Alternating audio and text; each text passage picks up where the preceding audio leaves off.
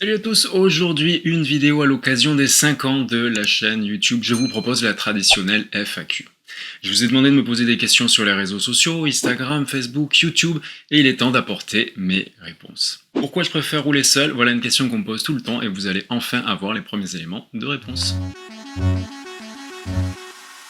Présente-toi. On commence avec une question qui n'est pas si anodine que ça. Je suis Julien, j'habite à Montpellier, dans le sud de la France, j'ai la trentaine bien avancée et j'ai le permis A depuis 2015. Et finalement, ce qui m'a aidé à me lancer dans YouTube et à une chaîne consacrée à la moto, c'est justement la possibilité d'être anonyme grâce au casque. Si j'avais dû me présenter à vous face caméra comme dans cette vidéo, il n'y aurait peut-être jamais eu de chaîne sur YouTube. Tu bosses dans quoi dans la vie? C'est une question qui revient souvent, alors non, YouTube n'est pas mon métier, je ne travaille pas du tout dans le domaine de la moto. Je profite de cette question pour dire que non, je ne travaille pas non plus chez Darty. En fait, au lancement de la GoPro Hero 7 Black, j'avais fait une vidéo, j'étais enthousiaste sur cette caméra, et une personne a été insistante en disant que je travaillais chez Darty, que j'avais eu la caméra gratuitement. C'était vraiment du grand n'importe quoi, on peut vraiment côtoyer n'importe qui sur les réseaux sociaux. Donc voilà, petit clin d'œil sur cette histoire que certains d'entre vous s'en souviennent encore, je pense. Tu as combien de points sur ton permis? J'ai tous mes points, bien sûr, ce que je montre en vidéo, c'est ma conduite, j'aime rouler tranquillement et ça me ferait mal de devoir sortir des centaines d'euros à chaque balade pour des excès de vitesse, pour des dépassements sur une ligne continue ou pour payer un stage de récupération de points. Certains pensent qu'une fois la caméra coupée, je change radicalement de comportement. C'est faux, caméra ou non, je roule tel que vous le voyez dans mes vidéos. Deux petites informations. La première, c'est que j'ai reçu une contravention pour un excès de vitesse, mais ça ne me concernait pas. J'ai prévu de faire une vidéo pour expliquer la démarche pour contester. Et deuxième point, quand j'ai eu mon permis A, la préfecture de l'Hérault a fabriqué un permis A probatoire avec 6 points sans le rattacher à mon permis B existant. Là encore, j'ai dû faire des démarches pour récupérer un seul permis avec les deux catégories indiquées dessus.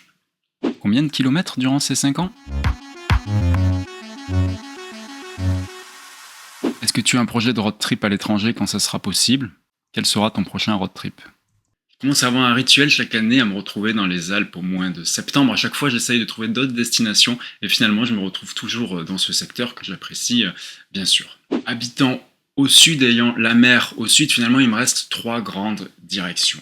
Au nord, c'est le Massif central, notamment l'Aubrac, le Cantal, j'y suis allé au mois de mai, l'Auvergne, le Puy-de-Dôme.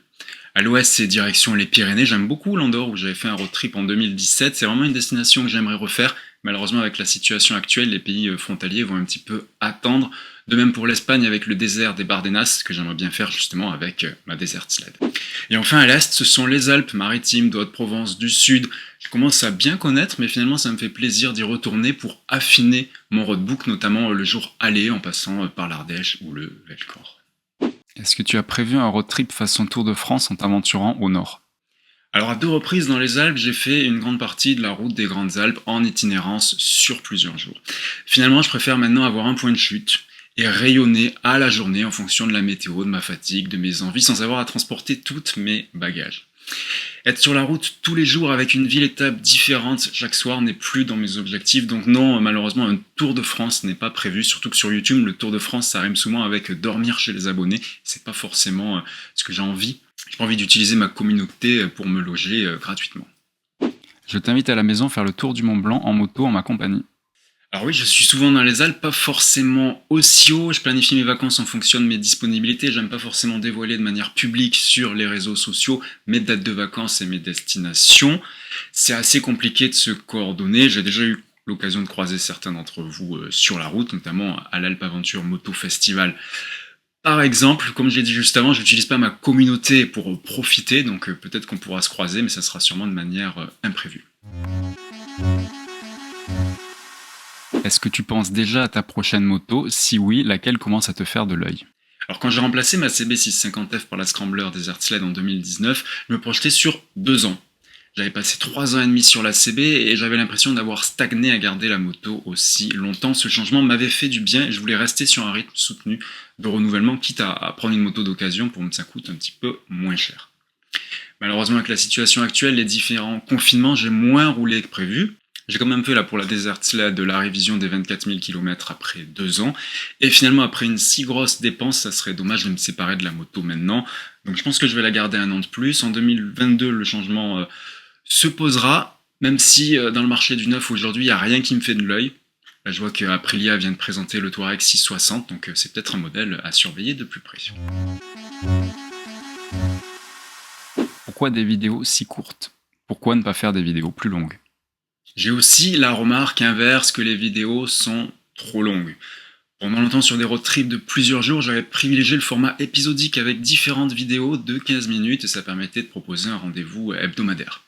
Malheureusement, c'est moi qui suis frustré quand je vois que certains épisodes d'une même série font moins de vues que d'autres. Les gens, du coup, loupent une partie de mon road trip. Désormais, j'opte pour une vidéo unitaire, quitte à ce qu'elle fasse 30 minutes. Dans YouTube, maintenant, il y a une barre de chapitrage dans la barre de lecture, donc vous pouvez revenir à l'endroit où vous vous êtes arrêté, donc c'est plutôt pas mal. Et dans tous les cas, il n'y a aucune surprise, la durée de la vidéo est connue avant de la lancer. Au-delà des parcours, comment sont réalisés tes montages vidéo? Alors je filme mes sorties de manière chronologique avec un fil rouge tout au long de la journée. La première séquence, ce sera forcément l'introduction et la dernière, la conclusion.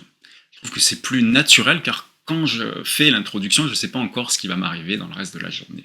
Je trouve que c'est plus immersif et j'aime bien commenter en direct sur quelle route je roule, quel col je franchis. Certains enregistrent l'introduction plus tard, même quelques jours après, et du coup ils savent exactement ce qu'il va y avoir dans la vidéo. Certains aussi font une narration en voix off, pourquoi pas, ce sont différentes façons de faire. Moi je préfère quand même réagir en direct, quitte à ce qu'il y a quelques erreurs dans ce que je dis, et puis je peux le corriger en mettant une petite indication en bas de l'écran.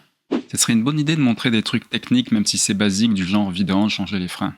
C'est une bonne idée de réfléchir à du contenu à faire à l'hiver où on n'a pas forcément l'occasion de sortir la moto. C'est ce que je fais justement avec des vidéos de matériel, type GoPro, ou la façon de faire une balade et de l'exporter en GPX. Mais ce sont des sujets que je maîtrise, dont je suis à l'aise pour parler, et finalement c'est tout le contraire de la mécanique. J'ai pas de connaissances, je ne suis pas légitime pour faire des vidéos à ce sujet, mais je suis sûr que ce contenu existe déjà sur d'autres chaînes, donc pas de souci de ce côté-là.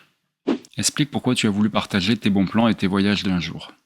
C'est avant tout pour garder une trace, ce sont mes souvenirs à moto. Finalement, j'utilise YouTube comme un espace de stockage. D'une part, c'est gratuit, et même mieux, ça me rapporte un petit peu d'argent avec les publicités que YouTube met sur les vidéos. Et si ça peut donner envie à certains de venir dans mon secteur, tant mieux. J'aime aussi avoir le retour des locaux qui me conseillent sur certaines routes que j'aurais oubliées. Mais se filmer avec la GoPro, c'est aussi pour le côté pédagogique. Je peux analyser la trajectoire, mon regard, détecter ce qui ne va pas. Et finalement, s'exprimer, partager des vidéos sur YouTube, c'est un bon exercice pour être à l'aise, pour travailler son élocution. Pourquoi tu préfères rouler seul? Ça te dirait de faire une balade avec des abonnés?